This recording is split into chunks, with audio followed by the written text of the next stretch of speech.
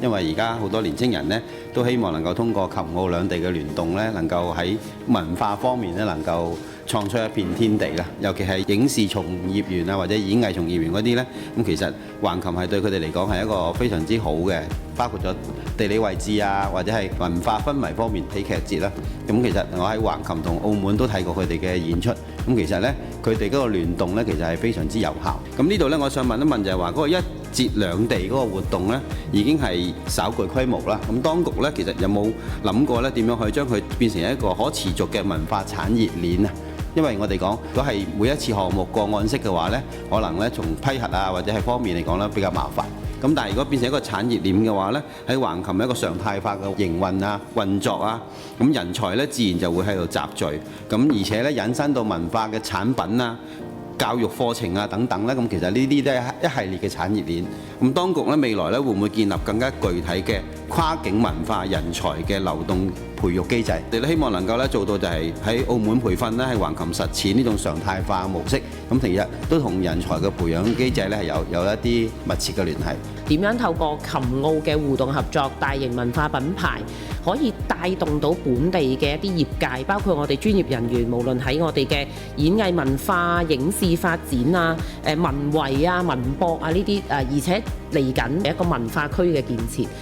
將來我哋澳門都要有自己團隊嘅，點樣更好地琴澳合作嘅平台就係我哋自己中西文化嘅融合，澳門特色嘅文化，再加上我哋國家、我哋內地周邊城市都好多豐富文化元素，點樣俾翻我哋嘅澳門青年、澳門嘅影視業界文化團隊，佢哋有更多嘅拓展機會，可以帶動到澳門人去喺當中嘅參與。林麟偉議員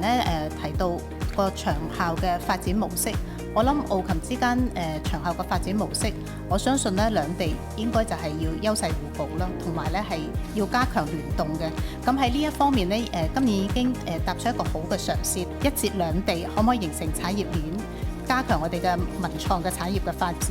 我諗呢個可以長遠而言咧，應該係有條件嘅。佢個載體首先要固定先，我哋先至可以有一個固定嘅地方、固定嘅時間去形成。我相信呢個透過一段時間嘅工作，同橫琴方面去傾，睇一睇點樣將呢一個節慶呢一個模式將佢常態化。李靜儀議員你提到嘅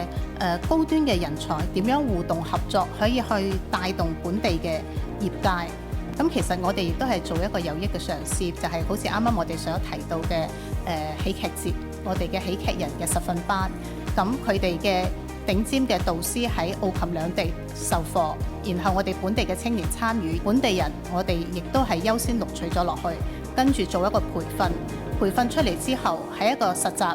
嘅好嘅環境裏邊，再睇下有冇機會去做到簽約。咁我諗就完全係符合咗我哋高端人才互動合作，然後帶出我哋本地業界嘅參與。我哋喺第二季或者第三季呢，我哋會重點推出一個叫做琴澳聯成大型品牌活動嘅一個資助項目。咁我哋初步呢係